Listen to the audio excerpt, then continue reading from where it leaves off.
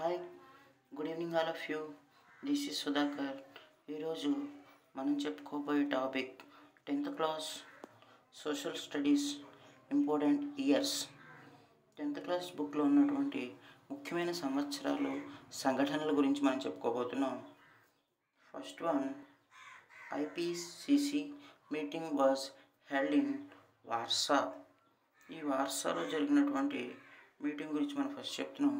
ఇది 2013 సంవత్సరంలో ఈ వార్సా మీటింగ్ అనేది జరిగింది.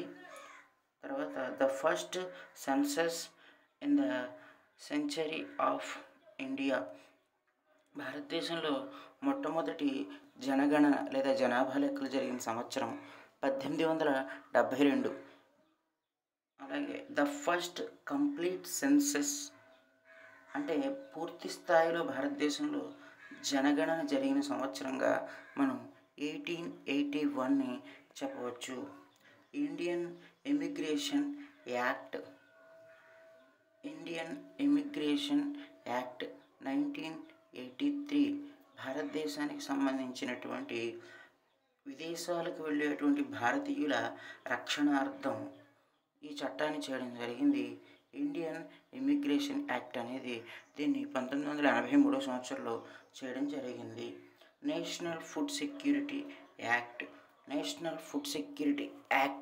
2013 భారతదేశంలో ప్రజలందరికీ కూడా ఆహారాన్ని అందించాలనే ఉద్దేశంతో చట్టం చేయడం జరిగింది. జాతీయ ఆహార భద్రతా చట్టం అనేది దీన్ని పిలుస్తారు. ఇది 2013 సంవత్సరం 2013లో భారత పార్లమెంట్ చేయడం జరిగింది. Year of population explosion 1921. ఇది అనేక కాంపిటేటివ్ ఎగ్జామ్లో వచ్చినటువంటి bit. Year of population explosion 1921. తర్వాత నర్మదా బచావో మూమెంట్. నర్మదా బచావో మూమెంట్. ఈ నర్మదా బచావో మూమెంట్ అనేది 1994లో స్టార్ట్ అయింది. సర్దార్ సరోవర్ ప్రాజెక్టుకి వ్యతిరేకంగా గిరిజనుల హక్కులను కాపాడడానికి, ఈ సర్దార్ సరోవర్ ప్రాజెక్టు యొక్క నిర్వాసితులను కాపాడడానికి మేధా పాట్కర్ గారి ఆధ్వర్యంలో ఈ మూమెంట్ జరిగింది. నర్మదా బచావో ఆందోళన్ ఇది 1994లో ఈ మూమెంట్ అనేది స్టార్ట్ అయింది. చిప్కో మూమెంట్ ఉత్తరాఖండ్లో ఇది స్టార్ట్ అయింది 1970 సంవత్సరంలో స్టార్ట్ అయింది. చిప్కో మూమెంట్ అనేది భారతదేశంలో పర్యావరణ పరిరక్షణకు జరిగిన ఉద్యమాల్లో అతి గొప్ప మూమెంట్గా మనం చెప్పవచ్చు. ఈ చిప్కో మూమెంట్ అనేది స్టార్ట్ అయింది 1970లో స్టార్ట్ అయింది. తర్వాత ఇది ఉత్తరాఖండ్ స్టేట్లో స్టార్ట్ అయింది. World Trade Organization. ఈ వరల్డ్ ట్రేడ్ ఆర్గనైజేషన్ అనే సంస్థ 1995లో స్థాపించారు. తర్వాత సైలెంట్ స్ప్రింగ్ అనే బుక్ని పబ్లిష్ చేసినటువంటి సంవత్సరం 1962. మిచెల్ కార్సన్ అనే ఆవిడ ఈ బుక్ను రాయడం జరిగింది. 1962లో ఇది ప్రింట్ చేయడం జరిగింది. పిల్లలు, ఇప్పటివరకు మనం చెప్పుకున్నాయి పేపర్ 1కు సంబంధించినటువంటి ఇయర్స్ మరియు ముఖ్య అంశాలు. ఇప్పుడు పేపర్ 2కు సంబంధించిన అంశాల గురించి చెప్పుకుందాం. The economic depression 1929. తర్వాత the beginning of first world war 1914. 1914లో మొదటి ప్రపంచ యుద్ధం స్టార్ట్ అయింది. The end of the world war 1 first మొదటి ప్రపంచ యుద్ధం ఎండ్ అయిన సంవత్సరం 1918. అంటే 1914 నుండి 1918 వరకు ఫస్ట్ వరల్డ్ వార్ అనేది జరిగింది. తర్వాత Russia revolution or Bolshevik revolution ఎప్పుడు జరిగిందంటే 1917. అంటే ఫస్ట్ వరల్డ్ వార్ జరుగుతున్నటువంటి మధ్యలోనే ఈ రష్యన్ రెవల్యూషన్ అనేది రావడం జరిగింది. ఇది ఏ సంవత్సరంలో వచ్చిందంటే 1917లో వచ్చింది. వర్సేస్ ట్రిటీ. ఈ వర్సేస్ ట్రిటీ ఎప్పుడు జరిగిందంటే 1919 సంవత్సరంలో జరిగింది. మొదటి ప్రపంచ యుద్ధానంతరం జరిగిన శాంతి ఒప్పందంగా దీన్ని మనం చెప్పుకోవచ్చు. ఇది 1919లో జరిగింది.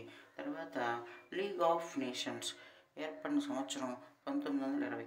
మొదటి ప్రపంచ యుద్ధానంతరం శాంతి కోసం ఏర్పడినటువంటి సంస్థ లీగ్ ఆఫ్ నేషన్స్ అనేది ఎప్పుడు ఏర్పడిందంటే 1920 1930లో ఏర్పడింది.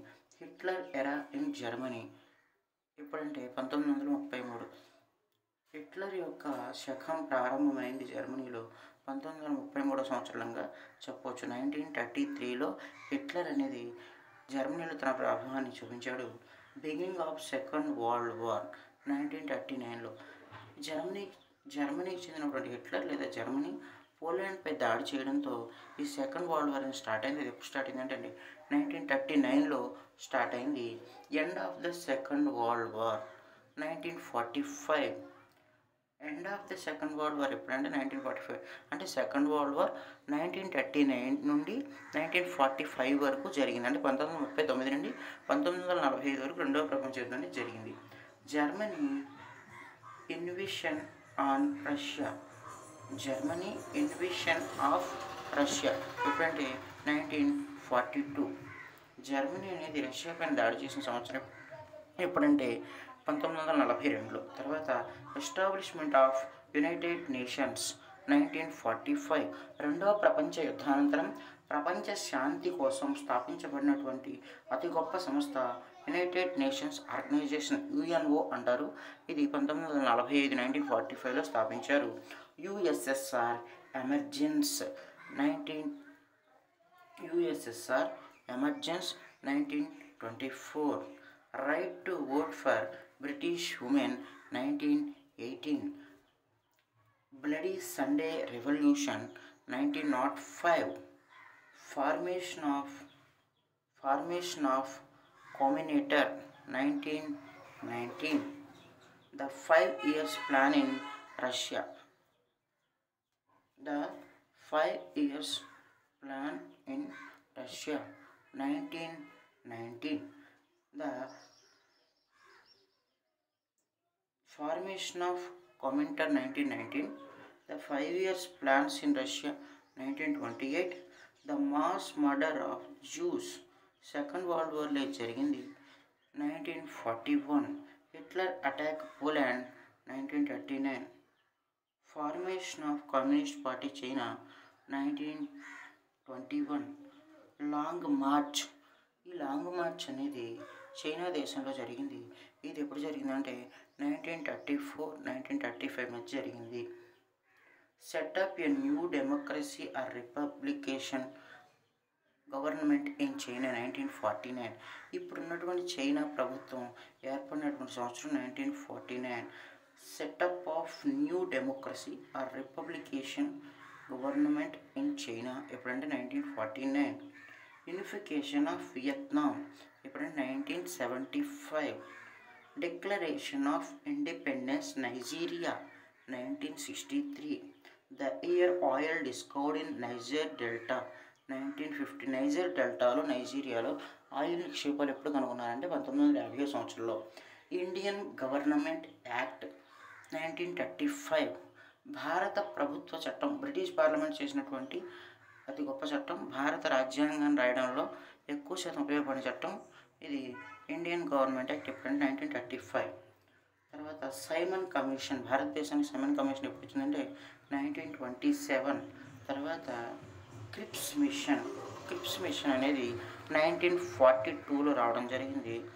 క్విట్ ఇండియా మూమెంట్ కూడా 1942లో వచ్చింది. Bose form the national army in 1942. 1942లో 3 విషయాలు జరిగినాయి.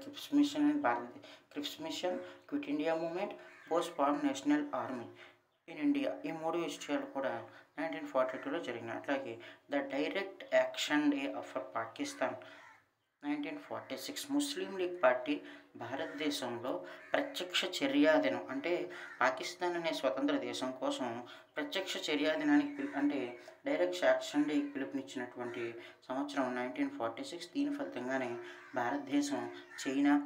భారతదేశం పాకిస్తాన్, ఇండియా అనే 2 దేశాలుగా విడిపోవడం జరిగింది. పిల్లలు ఈ వీడియోను 1 కంటే ఎక్కువ సార్లు చూసి మీరు మీ నోట్స్లో రాసుకుని ఎక్కువసార్లు ప్రాక్టీస్ చేస్తే ఎగ్జామ్లో ఎక్కువ మార్కులు రావడానికి ఆస్కారం ఉంది. Thank you all of you.